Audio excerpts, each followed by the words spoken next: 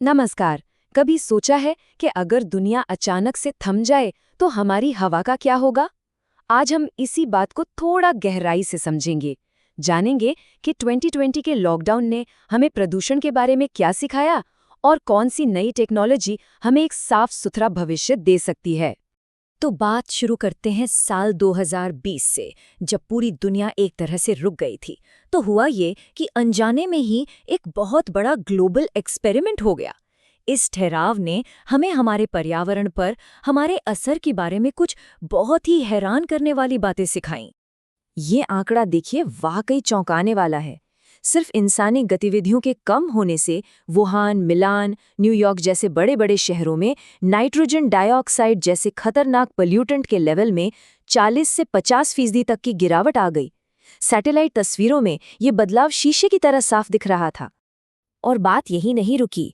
दुनिया भर में कार्बन डाइऑक्साइड एमिशन मतलब उत्सर्जन में करीब करीब 7% की कमी आई। आपको पता है, ये इतिहास में अब तक की सबसे बड़ी सालाना गिरावट थी। एक पल को तो लगा कि चीजें वाकई बदल रही हैं। लेकिन यहीं पर कहानी में एक बहुत बड़ा ट्विस्ट आता है। उत्सर्जन में इतनी बड़ी रिकॉर्ड तोड़ गिरावट के बावजूद हमारे वायुमंडल में CO2 की जो टोटल मात्रा है वो फिर भी बढ़ गई। और यही लॉकडाउन का सबसे बड़ा सबक था कि थोड़े समय के बदलाव लंबी दौड़ में क्लाइमेट की समस्या को हल नहीं कर सकते। तो चलिए इस अनजाने में हुए एक्सपेरिमेंट से जो पहला सबक मिला उसे थोड़ा और समझते हैं।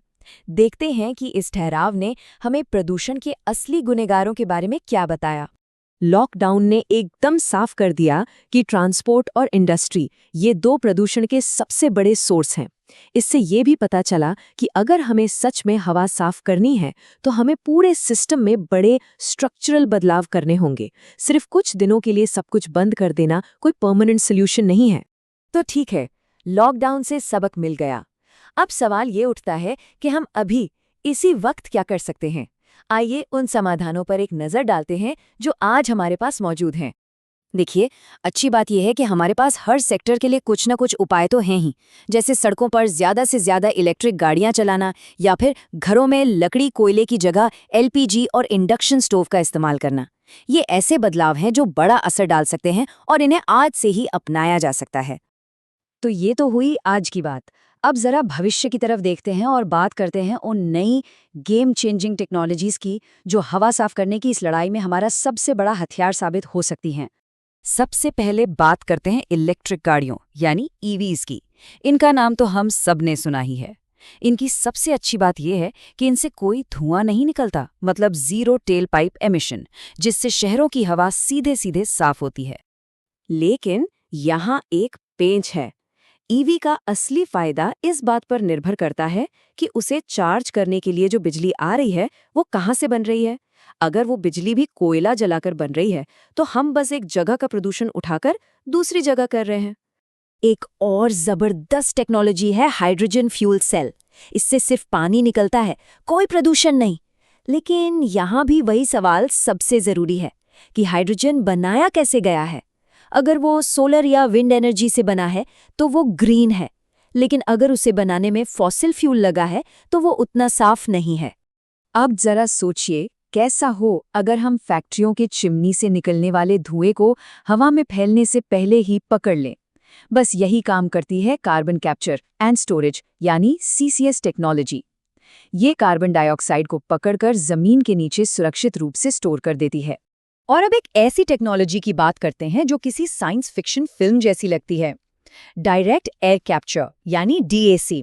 इसे एक तरह का जाइंट वैक्यूम क्लीनर समझिए, जो हवा में पहले से मौजूद कार्बन डाइऑक्साइड को सीधे सोख लेता है। और नए आइडियाज की लिस्ट यहीं खत्म नहीं होती। सोचिए ऐसी बैटरीज के बारे में जो ज्यादा सुरक्षित और पावरफुल हों, या ऐसी सड़कों के बारे में जो खुद ब खुद पॉल्यूशन साफ कर सकें। यहाँ तक कि AI भी हमारी मदद कर रहा है ये पता लगाने में कि प्रदूषण कब और कहाँ से सबसे ज्यादा होगा। तो टेक्नोलॉजी तो है और आ भी रही है, लेकिन एक साफ भविष्य तक पहुंचने का रास्ता इतना आसान भी नहीं है। आइए अब उन चुनौतियों पर नजर डालते हैं जो हमारे सामने खड़ी हैं। हमारे सामने कुछ बड़े सवाल हैं, जैसे कि विकास की दौड़ और पर्यावरण की सुरक्षा के बीच बैलेंस कैसे बनाया जाए, और उस प्रदूषण का क्या करें जो एक देश की सीमा पार करके दूसरे देश तक पहुंच जाता है। ये असली चुनौतियां हैं जिनके जवाब हमें मिलकर ढूंढने होंगे। लेकिन जहां चुनौती है वहीं उम्मीद भी है, और समाधान भी। पूसा बायो डिकम्पोजर को ही देख लीजिए। ये एक छोटा सा कैप्सूल है जो किसानों की पराली जलाने की एक बहुत बड़ी समस्या को हल कर रहा है। ये साबित करता है कि सही इनोवेशन से मुश्किलों को पार किया जा सकता है। तो आगे का रास्ता बिल्कुल साफ है। हमें बेहतरीन टेक्नोलॉजी, असरदार नीतियां और सबसे जरूरी आपसी सहयोग, इन तीनों को एक साथ लेकर चलना होगा।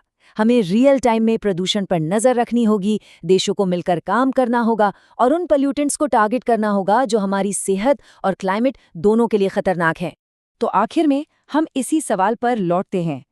समाधान तो मौजूद हैं और नए नए आ भी रहे हैं, तो असली कमी किस चीज़ की है?